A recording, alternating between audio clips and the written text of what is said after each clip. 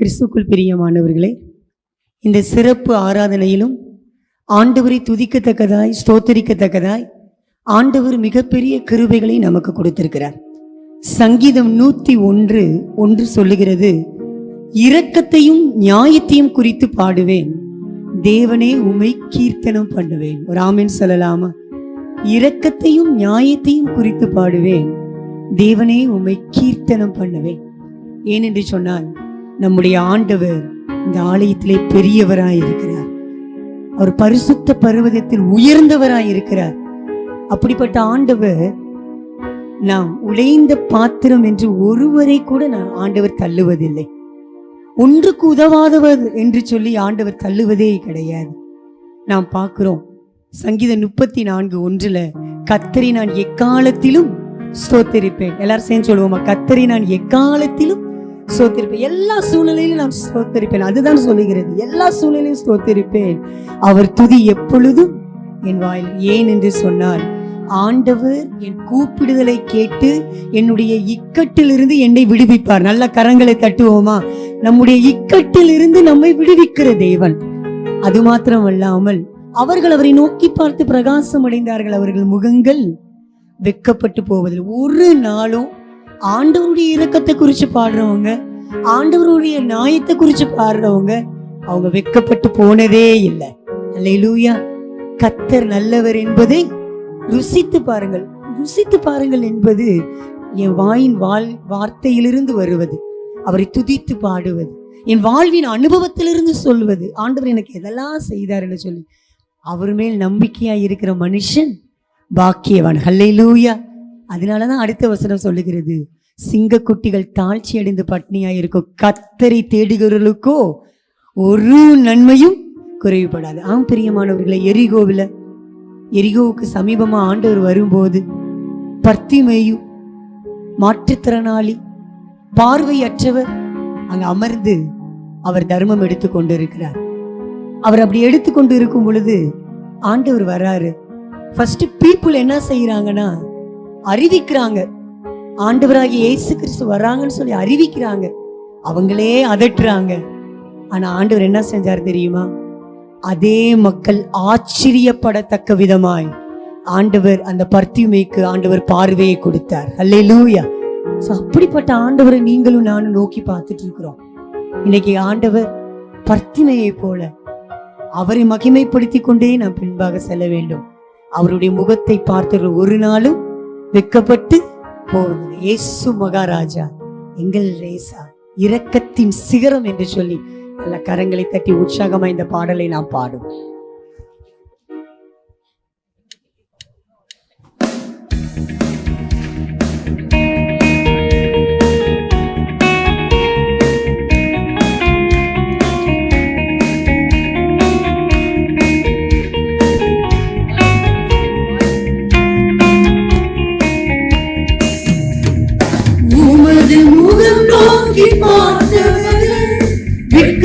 வெட்கப்பட்டு போவதில்லை. உமது திருநாமம் அறிந்தவர்கள் கைவிடப்படுவதில்லை. உமது முகம் நோக்கி பார்த்தவர்கள் வெட்கப்பட்டு போவதில்லை.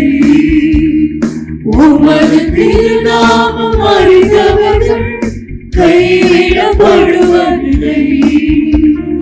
நம்பினோரை நீ மறப்பதில்லை. உம்மை தேடி வந்தோரை வெறுப்பதில்லை.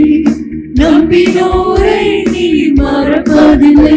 உம்மை தேடி வந்தோரை வெறுப்பதில்லை. உமது முகம் நோக்கி பார்த்தவர்கள் வெட்கப்பட்டு போவதில்லை. உமது திருநாமம் அறிந்தவர்கள் கைவிடப்படுவதில்லை. கிறிஸ்துவுக்குள் பிரியமானோர், இன்னைக்கும் நான் உடைந்த பாத்திரம் சொல்லி வந்திருக்கிறீங்களா? ஆண்டவர் எல்லோரையும் நிரப்ப அவர் வல்லவராய் இருக்கிறார். அவர் ஒன்றுக்கும் உதவாதோர் என்று நம்மை தள்ளி விடுகிற தெய்வம் அல்ல. அப்படிப்பட்ட தெய்வத்தை நோக்கி நம்ம உடைந்த பாத்திரம் என்று நீரவரை கொள்ளுவதில்லை. உடைந்த பாத்திரம் என்று நீரவரை கொள்ளுவதில்லை. ஒன்றுக்கும் உதவாதோர் என்று நீரவரை சொல்லுவதில்லை. ஒன்றுக்கும் உதவாதோர் என்று நீரவரை சொல்லுவதில்லை. எல்லாரும் கரங்களை உயர்த்தி சொல். இயேசுவராஜா எங்கள் நேசா இரக்கத்தின் சிகரம் நீரே. இயேசுவராஜா எங்கள் நேசா இரக்கத்தின் சிகரம் நீரே. உமது முகம் நோக்கி பார்த்தவர்கள் வெட்கப்பட்டு போவதில்லை. உமது திருநாமம் அறிந்தவர்கள் கைவிடப்படுவதில்லை. அவர் ஏழைகளின் பலனாக இருக்கிறார். எளியோரின் நம்பிக்கையாக இருக்கிறார். திக்கற்றோர் வேதனை அறிந்து அவருக்கு உதவி செய்கிற தேவனாக இருக்கிறார் என்று சொன்னப்பா.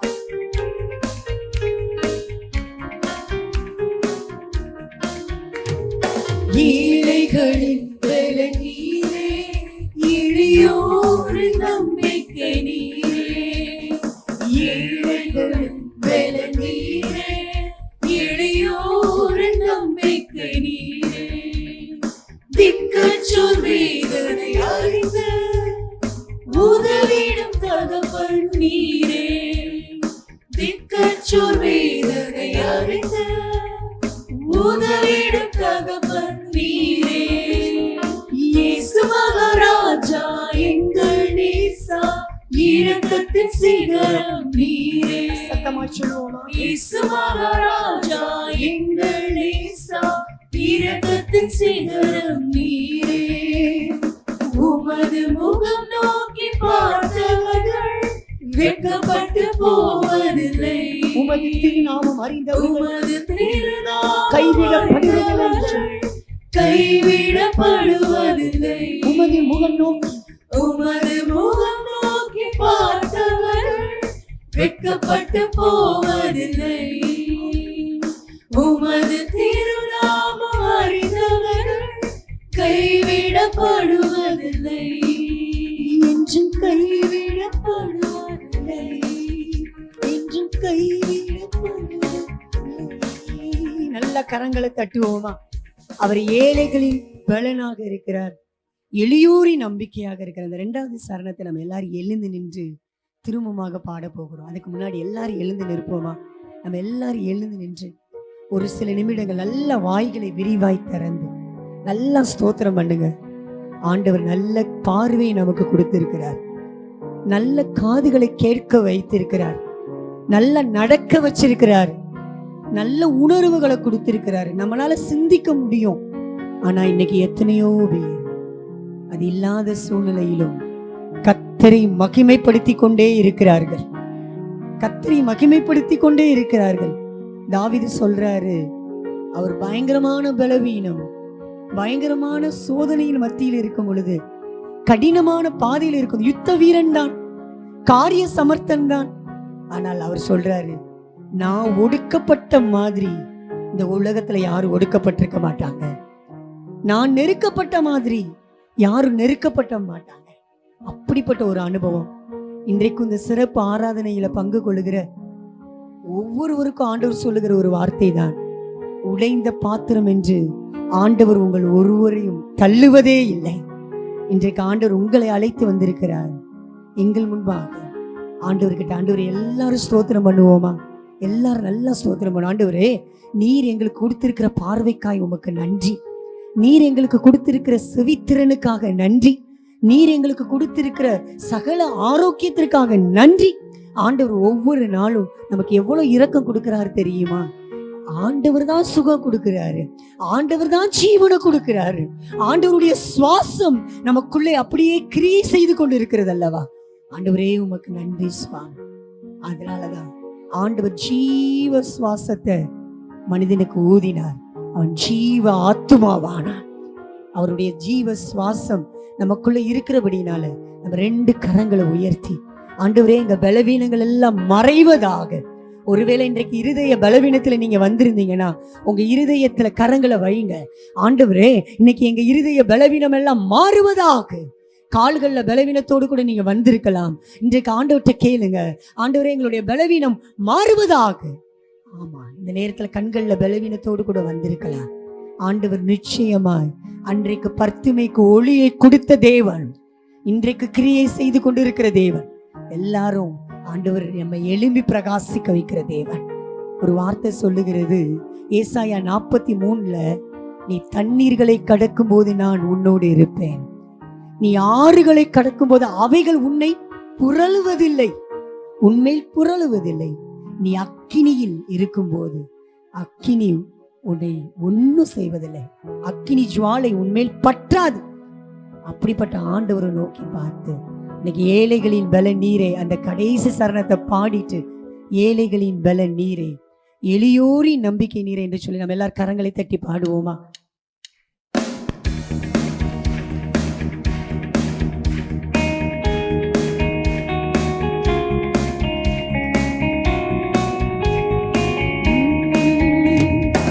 ஏழைகளின் பல நீரே, சத்தமா, எளியோரின் நம்பிக்கை நீரே, ஏழைகளின் பல நீரே, எளியோரின் நம்பிக்கை நீரே, திக்கற்றோர் வேதனை அறிந்து உதவிடும் தகப்பன் நீரே, திக்கற்றோர் வேதனை அறிந்து உதவிடும் தகப்பன் நீரே, இயேசு மகாராஜா எங்கள் நேசா, இரக்கத்தின் சிகரம் நீரே, இயேசு மகாராஜா எங்கள் நேசா, இரக்கத்தின் சிகரம் நீரே. எல்லாரும் சொல்லுவோம், உமது முகம் நோக்கி பார்த்தவர்கள் வெட்கப்பட்டு போவதில்லை, உமது திருநாமம், உமது திருநாமம் அறிந்தவர்கள் கைவிடப்படுவதில்லை, என்றும் கைவிடப்படுவதில்லை, நாங்கள் கைவிடப்படுவதில்லை, என்றும் கைவிடப்படுவதில்லை, நாங்கள் கைவிடப்படுவதில்லை. நல்ல கரங்களை தட்டி கர்த்தருக்கு நன்றி செலுத்துவோம். இன்னைக்கு எளியோராய், ஏழைகளாய், திக்கற்றராய் இருக்கிறவர்களுக்கு ஆண்டவரே பலனாக இருக்கிறார். ஆண்டவரே பலனாக இருக்கிறார். கடல் ஆழத்திலும் சிங்கங்களின் கூட்டத்தின் மத்தியிலும் நீங்க இருக்கிறீங்களா? ஒண்ணுமே உங்களை ஒன்னும் செய்ய முடியாது. அக்கினி ஜுவாலை உன்மேல் பற்றாது, அவர்கள் உன்மேல் புரளுவதில்லை. ஆறுகள் தண்ணீர்களை கடக்கும் போது நான் உன்னோடு கூட இருப்பேன். கடல் ஆழத்திலும் அக்கினி சூளையிலும் அவர் காத்திடும் பலவானாக இருக்கிறார். அதனால் நீங்க பயப்பட தேவையில்லை, கலங்க தேவையில்லை. ஆண்டவர், நீங்க சொல்லியிருக்கிறீங்களே, நான் ஒருபோதும் உன்னை கைவிடுவதில்லை, நான் உன்னை விட்டு விலகுவதில்லை, நான் உன்னை கைவிடுவேன். அவரை பார்த்து சொல்லுவோமா?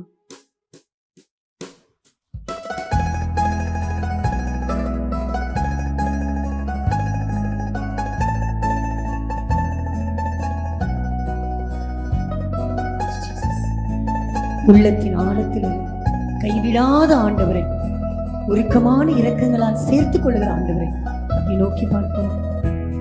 நான் ஒருபோதும் உன்னை கைவிடுவதில்லை, இன்றுரை செய்தேனன்றோ. நான் ஒருபோதும் உன்னை கைவிடுவதில்லை, இன்றுரை செய்தேனன்றோ. கடலாழத்திலும் அக்கினி சூளையிலும் உன்னை காத்திடும் மெதுவானோ. விஷ சர்ப்பங்களும் சிங்க கூட்டங்களோ பயம் வேண்டாம், உன் அருகில் நான்.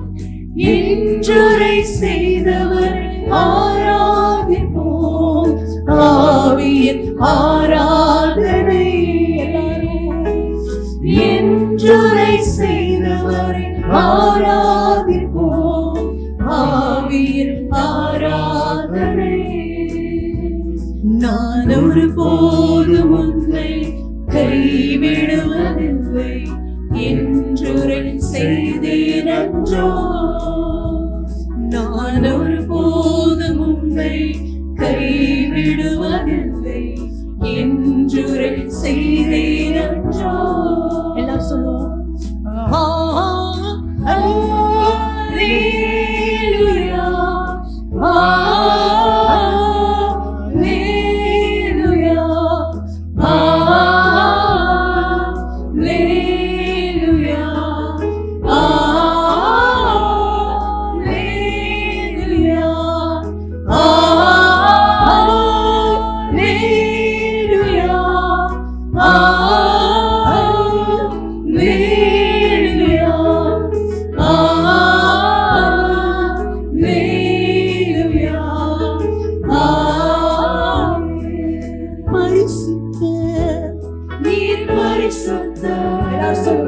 பரிசுத்த நீர் பரிசுத்தரே. எல்லா நாவுகளும் எல்லாரும் சொல்லுவோம். சேனைகளின் கர்த்தர் பரிசுத்த நீர் பரிசுத்தரே. நான் ஒருபோதும் உன்னை கைவிடுவதில்லை, இன்றுரை செய்தேனன்றோ. நான் ஒருபோதும் உன்னை கைவிடுவதில்லை, இன்றுரை செய்தேனன்றோ. நல்ல கரங்களை தட்டி ஆண்டவருக்கு நன்றி செலுத்துவோம். அவர் ஒருபோதும் உங்களை கைவிடுவதில்லை. ஆண்டவர் எல்லா சூழ்நிலையிலும் உங்களோடு கூட இருப்பார். அக்கினிமயமான சூழ்நிலைகளின் மத்தியிலும் ஆண்டவர் நம்மை காக்க வல்லவர். மீட்பர் இயேசு கிறிஸ்துவின் மூலமாய் ஜெபிக்கிறோம் என் ஜீவனுள்ள அன்பின் ஆண்டவரே, ஆமென். ஆண்டவராகிய இயேசு கிறிஸ்துவின் ஈடு இணையற்ற நாமத்தில் அருமையான இந்த நாளிலே ஆண்டவருடைய சித்தத்தின்படி இந்த நாளில் அருமையான திருச்சபையில் கலந்து கொள்வதற்கு ஆண்டவர் கொடுத்த இந்த வாய்ப்புக்காக ஆண்டவருக்கு நன்றி சொல்லுகின்றோம். நாங்கள் பல நாட்களாக அன்பிற்குரிய மதிப்பிற்கும் அன்பிற்கும் உரிய ஐயா reverend Samuel Ravindra Victor Singh ஐயா அவர்களை அணுகி கேட்டபொழுது மகிழ்ச்சியோடு இந்த நாளை எங்களுக்கு ஒழுங்கு செய்து அவர்கள் இருக்கின்ற அருமையான இந்த திருச்சபையிலே நாங்கள் கலந்து கொள்வதற்கு இந்த வாய்ப்பை கொடுத்த அன்பிற்குரிய ஐயா அவர்களுக்கு எங்களுடைய மனமார்ந்த நன்றியினை கூறிக்கொள்ளுகின்றோம். சிறந்த ஒரு நிர்வாகி, சிறந்த ஒரு ஆவிக்குரிய ஆண்டவருடைய பணியை செய்கின்ற குருவானவர் என்பதை நாங்கள் நினைத்து அவர்களுக்காக அவருடைய குடும்பத்திற்காக கர்த்தருக்கு நாங்கள் அதிகமான நன்றிகளை கூறிக்கொள்ளுகின்றோம். இன்னும் தொடர்ந்து அவருடைய பணி சிறக்க எங்களுடைய ஜெபம் இந்த அத்தீட்சாதீனத்திலே பேராயத்தில் மிக சிறப்பு பொறுப்புகளையும் குருத்துவர் செயலர் என்ற பொறுப்போடு மிகச்சிறப்பாக திருச்சபையையும் நாங்கள் பல திருச்சபையிலே கலந்து கொண்டாலும் அருமையான இந்த திருச்சபையிலே இந்த ஃப்ரீ சர்வீஸாக மிகச்சிறப்பாக வித்தியாசமாக இந்த ஆராதனையிலே நாங்கள் கலந்து கொள்வதிலே நாங்கள் மகிழ்ச்சி கொள்ளுகின்றோம். தொடர்ந்து இந்த பணியினை ஐயா மூலமாக ஆண்டவர் பயன்படுத்தி அநேகருக்கு ஆசீர்வாதமாக இருக்க நாங்கள் ஜெபிக்கின்றோம். பார்வையற்ற மக்களை குறித்து மோசஸ் தினகரன் அவர்கள் சொன்னதை நாம் கேட்டோம். நம்முடைய பேராயத்தின் முதல் பிஷப் லெஸ்லி நியூபிகின் ஐயா அவர்கள் சொன்ன ஒரு வார்த்தை, a church which is not included the handicapped, it's a handicapped church என்று சொன்னார்கள். எந்த ஒரு திருச்சபை ஊனமுற்றவர்களை உள்ளடக்கவில்லையோ, அங்கமாக ஏற்றுக்கொள்ளவில்லையோ, அந்த திருச்சபை ஊனம் உள்ள திருச்சபை என்று சொன்னார். அதிலே நாங்கள் பெருமைக்குரிய ஒரு மகிழ்ச்சியான ஒரு விஷயம் என்னவென்றால், உங்களுடைய திருச்சபையிலே அன்பிற்குரிய இமானுவேல் அவர்கள் ஊழியராக இருப்பது மிக ஒரு மகிழ்ச்சியான ஒரு விஷயம். அவரும் பார்வையற்ற குறை பார்வையுடையவர் என்பது, அதோடு மிகச்சிறப்பாக இந்த ஆராதனைகளை நடத்துவதை பார்க்கும்போது கர்த்தருக்கு நாங்கள் நன்றி சொல்லுகின்றோம். இன்னும் சிறப்பாக கர்த்தர் அவர்களை பயன்படுத்தவும், அதுவும் அன்பிற்குரிய ஆர்வி சிங் ஐயாவுடைய அவளோடு இணைந்து இந்த செய்கின்ற அந்த பணியிலே உண்மையிலே பெரிய ஒரு மகிழ்ச்சியான ஒரு விஷயம்.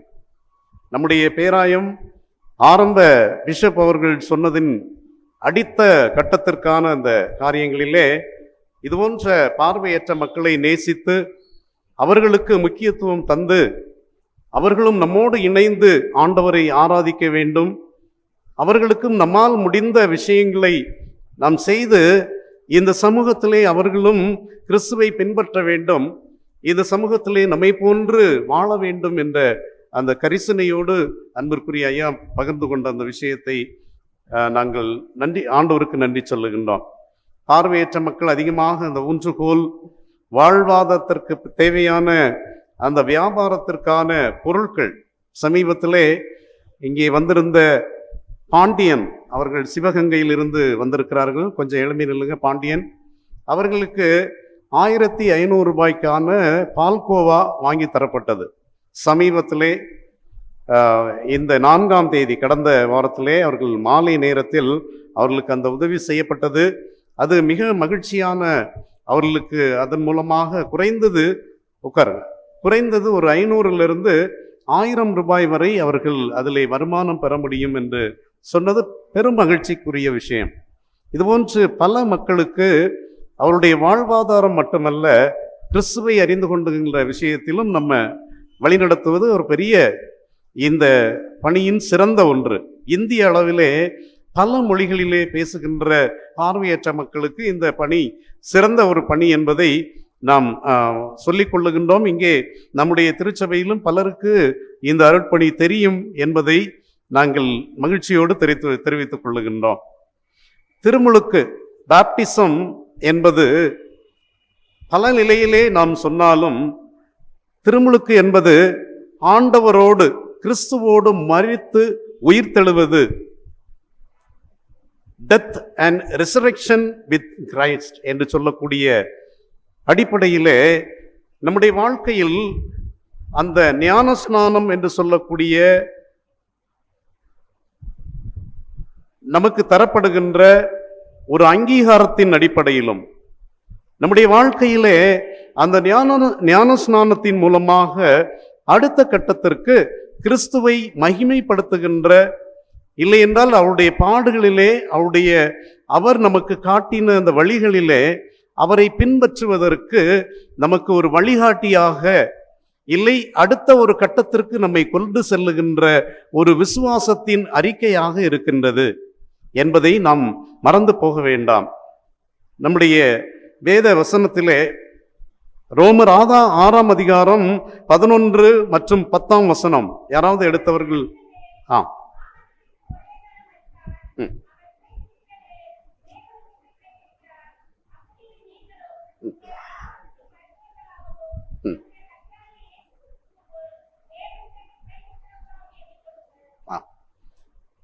இந்த சமூகத்திலே நாம் பாவம் என்று சொல்லும்போது ஒரு குறிப்பிட்ட விஷயத்தை மட்டுமே நாம் ஃபோக்கஸ் பண்ணுகின்றோம்.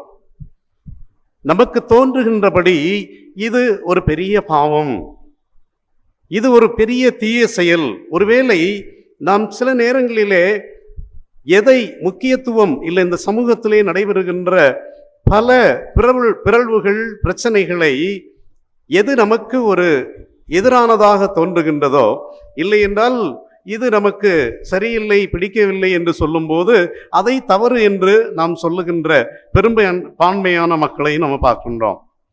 அடிப்படையிலே நம்முடைய கிறிஸ்தவ வாழ்க்கை என்பது புரிதலிலும் அர்ப்பணிப்பிலும் விசுவாசத்திலும் கட்டப்பட்டிருக்கிறது என்பதை நாம் மறந்து போக வேண்டாம். இந்த சாக்ரமெண்ட் என்று சொல்லக்கூடிய திருவருட்சாதனங்களிலே நமக்கு 2 தரப்பட்டிருக்கின்றது. ஒன்று திருமுழுக்கு, இன்னொன்று நாம் பெற்றுக்கொள்ளுகின்ற முதல் ஞாயிற்றுக்கிழமையிலே, 3வது ஞாயிற்றுக்கிழமையிலே பெற்றுக்கொள்ளுகின்ற நாம் அந்த ராபோஜனம் என்று சொல்லக்கூடிய திருவிருந்து. எனவே நம்முடைய வாழ்க்கையில் இந்த 2ம் மிக மிக முக்கியமான ஒன்று. ஞானஸ்நானம் என்பது நாம் ஆண்டவரோடு மரித்து அவரோடு உயிர் தெழுந்து இந்த சமூகத்திலே ஒரு உயிர் உள்ளவர்களாக, த ஆக்டிவ் பீப்புளாக. ஒருவேளை இன்றைக்கு பலர் நம்ம சொல்வோம், ஏன் இந்த உலகத்துல நான் பிறந்தேன் அப்படின்னு தெரியலையே, கடவுள் ஏன் என்ன படைத்தார்? பார்வையற்ற மக்கள், கிராமங்களிலே இருக்கின்ற பல பார்வையற்றவர்கள் சொல்லுகின்றது அதுதான். நான் இந்த பணியிலே 26 ஆண்டுகளை கடந்து 27வது ஆண்டிலே இப்பொழுது நான் பணியாற்றி கொண்டிருக்கிறேன். ஆரம்ப காலங்களிலே சென்னையிலே நான் இருக்கும்போது பல பார்வையற்ற மக்களை சந்தித்திருக்கிறேன். 2000 நான் சென்னையிலிருந்து திருவள்ளூரிலே முதல் பணியாளராக செப்டம்பர் 20ஆம் தேதி முதல் பணியாளராக நான் அங்கே சென்றேன். நானே ஒரு பெட்டியை எடுத்துக்கொண்டு அங்கே சென்று அந்த இடத்திலே வீடு கண்டுபிடித்து அங்கே அமர்ந்திருப்பதற்கு இந்த ஆர்கனைசேஷனுடைய ஃபவுண்டர் மிஸ்டர் சாம் தனசீலன் அவர்கள் சொன்னதின் அடிப்படையிலே நானே யாரும் இல்லாமல் நானே சென்று அந்த பணியினை முதலாவது துறங்க ஆண்டவர் கிருபை செய்தார். இப்பொழுது அந்த பகுதிகளிலே எத்தனையோ பார்வையற்ற மக்கள் நன்றாக படித்தவர்களாக இருக்கிறார்கள். நான் அங்கே செல்லும் போது பல கிராமங்களிலே பார்வையற்ற மக்கள் அங்கேயே முடங்கி வெளியே செல்லாமல், இல்லை என்றால் பக்கத்து கிராமம் தெரியாமல், பேச தெரியாமல் இப்படியெல்லாம் வாழ்ந்த மக்கள் அநேகர் உண்டு. திருவள்ளூர் என்ற அந்த முக்கிய டிஸ்ட்ரிக்ட், அந்த ஹெட் குவார்ட்டர்ஸ்க்கு நியர் ஒரு 3 கிலோமீட்டர்லே ஒரு கிராமத்திலே ஒரு பெண் சரியாக பேசக்கூடிய தெரியாத அளவிற்கு அவர்களை வீட்டிற்குள்ளேயே வைத்திருந்தார்கள். வீட்டிற்குள்ளேயே வைத்த அந்த அவர்களை சென்று சந்திப்பதற்கு கூட அவருடைய பெற்றோர், அவருடைய குடும்பத்தார் விரும்புவதில்லை. காரணம், பெண் எப்படி அவளை நாம் பாதுகாக்க முடியும், இந்த சமூகத்திலே அவள் எப்படி வாழப்போகிறார் என்ற ஒரு கேள்வியோடு அந்த பெற்றோர், அவர்கள் படிக்காதவர்கள், இந்த பார்வையற்றவர்களும் படிக்காதவங்க. நான் எப்படியோ அந்த கிராமத்தின் தலைவர் மூலமாக அந்த பார்வையற்ற பெண்ணை சந்தித்து அவள் நின்று கொண்டிருக்கும் போதே அந்த சில ரியாக்ஷன்ஸ் அதெல்லாம் பார்த்தோம்னா நம்ம ரொம்ப ஒரு என்ன சொல்றது, சரியாக பேச தெரியாத, நாம் சொல்லும்போது அதை புரிந்து கொள்ளாத ஒரு சூழ்நிலையை பார்க்க முடிந்தது. அவர்களுக்கு தொடர்ந்து ஒரு பயிற்சி அளிக்கும்படியாக அங்கே அந்த கிராம, அதாவது திருவள்ளூர் மாவட்டத்திலே டிஆர்ஓ ஆஃபீஸில் இருந்து அதில் சிலராக இணைந்து ஒரு பெண் மூலமாக அங்கே சென்று பயிற்சி அளிப்பதற்காக நாங்கள் முயற்சி செய்து கமிட்டியாக பல விஷயங்களை செய்து தொடர்ந்து அவர்களே தானாக நடந்து அந்த கிராமத்திலே சென்றார்கள். அதை தொடர்ந்து அந்த கிராமத்தை விட்டு அருகாமை கிராமங்களிலே சென்றார்கள். அப்படி தொடர்ந்து அவருடைய எதிர்காலத்திலே ஒரு சின்ன வியாபாரம் செய்கின்ற அளவிலே அவர்களை பயிற்சிவித்தார்கள். அந்த பயிற்றுவித்து அவர்கள் அந்த ஃபினாயில் என்று சொல்லக்கூடிய அதை உருவாக்கி அந்த பக்கத்தில் இருக்கக்கூடிய அநேக கிராமங்களுக்கு கொடுக்கின்ற ஒரு சின்ன ஒரு பிசினஸ் மேனாக அவர்கள் இருந்தார்கள். பத்மா என்ற ஒரு பார்வையற்ற பெண். தொடர்ந்து இது போன்ற எத்தனையோ மக்களுடைய வாழ்விலே இந்த பணியானது தீபம் ஏற்றி இருக்கிறது. ஆண்டவர் நம்முடைய வாழ்க்கையிலே ஒரு நம்பிக்கையை தந்து, ஒரு புது வாழ்வை தந்து, அவரை பின்பற்றவும் அவரை புரிந்து கொள்ளவும் இந்த சமூகத்திலே நாம் அவரை பின்பற்றி அவருடைய அன்பையும் அவருடைய அந்த நற்செய்தியையும் அவர் வாழ்ந்த அந்த வாழ்வையும் இந்த சமூகத்திலே வாழும்படியாக அழைக்கப்படுகின்றோம். முக்கியமாக நம்முடைய திருச்சபை மக்களுக்கு தேவையான பல காரியங்கள் இருந்தாலும், குறிப்பாக வாழ்வியல் சம்பந்தமாக நம்முடைய வாழ்க்கையிலே நாம் கற்றுக்கொள்ள வேண்டிய விஷயங்கள் எத்தனையோ இருக்கின்றபடியினாலே, இதோடு ஆண்டவருடைய அந்த அன்பை பெற்றுக்கொண்ட நாம் அந்த புரிதலோடு இந்த சமூகத்திலே வாழும்படியாக ஆண்டவர் அழைக்கின்றார். குறிப்பாக நான் சுருக்கமாக முடித்து விடுகின்றேன். ஆண்டவர் சொல்லுகின்ற இயேசு கிறிஸ்துவனுடைய வாழ்வில் இருந்து கற்றுக்கொள்ளுகின்ற பல விஷயங்கள், அதை நாம் சரியாக புரிந்து கொண்டோம் என்றால் இன்றைக்கு இருக்கின்ற சமூக பிறழ்வுகள் என்று சொல்லக்கூடிய த சோசியல் டிசார்டர்ஸ் என்று சொல்லக்கூடிய மனோரீதியான சொல்லக்கூடிய அந்த விஷயங்கள் எல்லாம் சீர் செய்யப்படும் என்பதை நாம் புரிந்து கொள்ள வேண்டும். இயேசு கிறிஸ்துவனுடைய செயல்பாடுகளிலே பல இடங்களிலே அவருடைய அந்த செயல்பாடு வித்தியாசங்களையும் அந்த சமூகத்தை புரிந்து இந்த சமூகத்திலே நாம் எப்படி வாழ வேண்டும் என்பதையும், கடவுளுடைய நாமத்தை மகிமைப்படுத்தும்படியாக நாம் எப்படி அவரை பின்பற்ற வேண்டும் என்பதையும் அழகாக காண்பித்தவராக இருக்கின்றார். சில இடங்களிலே இயேசு கிறிஸ்துவை கடினமாக அவரை பேசுகின்ற சூழ்நிலையிலே, அவரை கொலை செய்ய வேண்டும் என்று தேடுகின்ற சூழ்நிலையிலே அவருடைய அந்த செயல்பாடுகள் நமக்கு ஒரு ஆச்சரியம் ஊட்டுகின்றதாக, நம்மை ஒரு உந்து சக்தியாக இந்த சமூகத்தில் வாழ்வதற்கு, இல்லை என்றால் நம்மை வழிநடத்துவதற்கு அது பேருதவியான ஒன்று.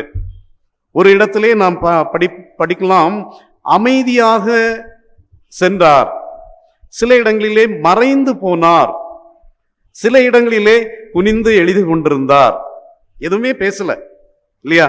அந்த ஆக்டிவிட்டீஸ்ல எந்த ஒரு வார்த்தையும் அவர் சொல்லவில்லை. ஆனால் அங்கே பல ரியாக்ஷன்ஸ் நடந்தது. அவர் குனிந்து எழுதி கொண்டிருந்த போது எழுந்து நின்று பார்க்கும்போது வேறு யாரும் இல்லை, அந்த அந்த குற்றவாளி அங்கே நின்று கொண்டிருக்கிறார். இதே மாதிரி நிறைய விஷயங்களை கிறிஸ்துவிடத்திலிருந்து நாம் கற்றுக்கொள்ளலாம். அதே மாதிரி ஆலயத்திலே அவர் சென்று ஏன் அந்த கடினமாக நீங்கள் இதையெல்லாம் செய்யக்கூடாது என்று சொல்ல வேண்டும்? மற்ற பல இடங்களிலே அவருடைய செயல்பாடுகள் அந்த சமூகத்தினரை ஒரு புரிதலுக்குள்ளாக, அப்படி என்றால் இயேசு கிறிஸ்து சைக்காலஜி படித்தவரா?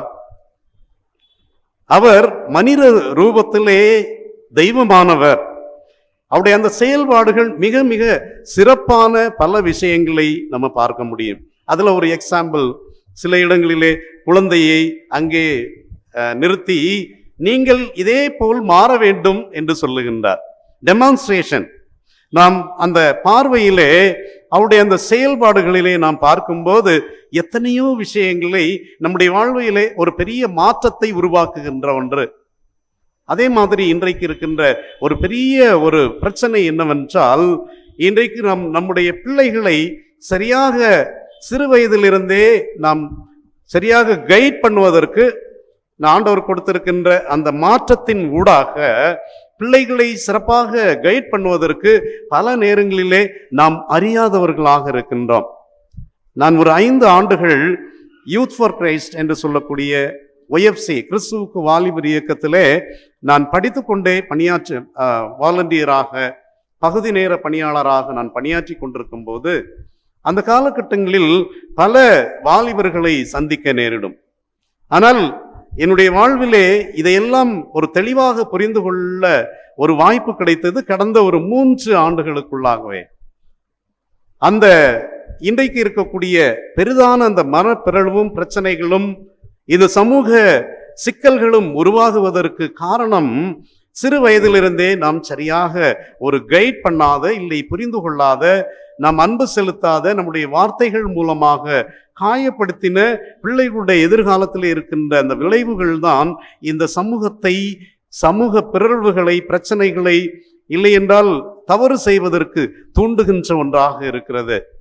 எக்ஸாம்பிளுக்கு, நான் ஒரு 10 ஆண்டுகளுக்கு முன்பாக நம்முடைய பேராயத்தில் இந்த கீழவாசல் திருச்சபையிலே அப்பொழுது அதிசயம் ஐயா அவர்கள் அங்கே இருந்தார்கள்.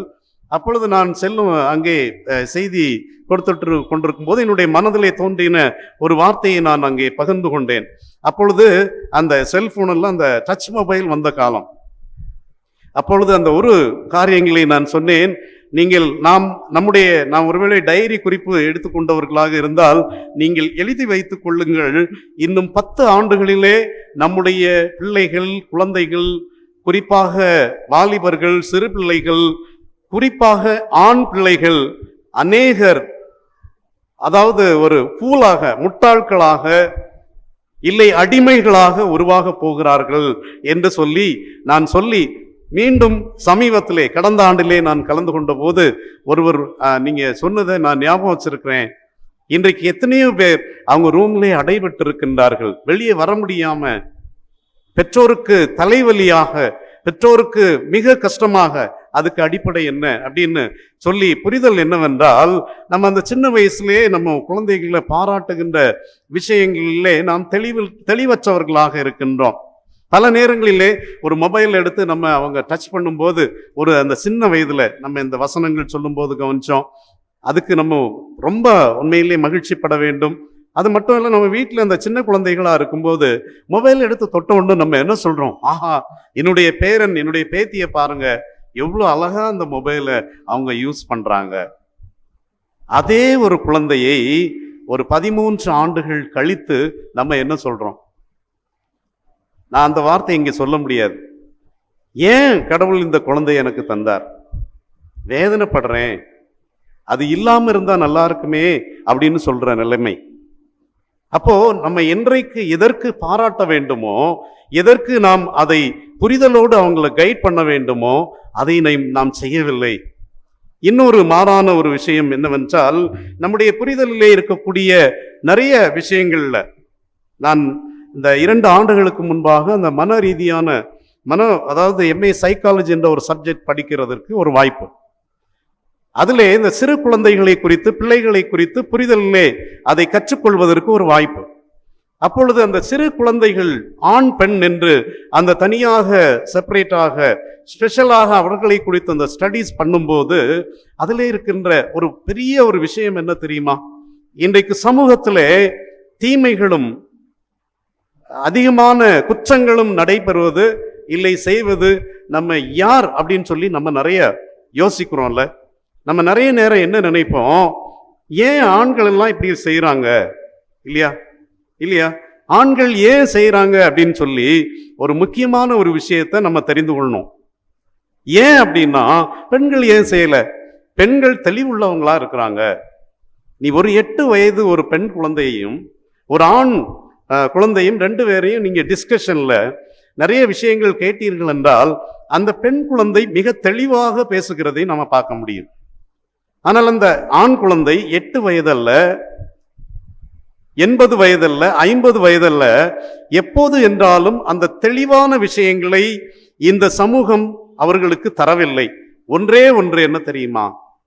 எப்போ நம்ம அந்த குழந்தைகளை பாராட்ட வேண்டுமோ, ஒரு ஆண் குழந்தையை நாம் பாராட்ட வேண்டுமோ, நாம் அவர்களை பாராட்டவில்லை. எப்படியோ வளர்ந்து விடுகிறார்கள், எப்படியோ வாழ்ந்துருவாங்க அப்படின்னு நம்ம சொல்றோம். ஏன்?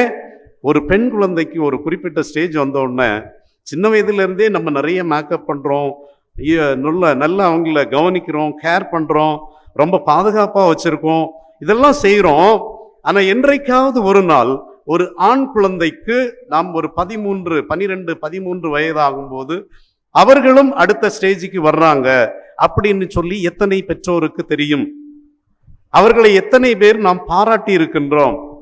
நீ இந்த சமூகத்திற்கு மிக மிக முக்கியமானவன், நீ இந்த சமூகத்தை பாதுகாக்க வேண்டியவன், இந்த சமூகத்திலே ஆண்டவருடைய சித்தத்தை, திட்டத்தை சரியாக செய்வதற்கு ஆண்டவர் நம்மையும் நம்முடைய குடும்பத்தையும் உன்னை முக்கியமான நபராக வைத்திருக்கின்றார். எத்தனை பேர் நம்ம சொல்றோம்? என்னைக்காவது நம்ம பாராட்டுறோமா? ஒரு பிறந்த நாள் அப்படின்னு சொன்ன உடனே நிறைய செல்ஃபி எடுக்கிறோம், என்னமோ எல்லாம் செய்யறோம், செலவு பண்றோம். என் மகனுக்கு இவ்வளோ செலவு பண்ணுவோம்.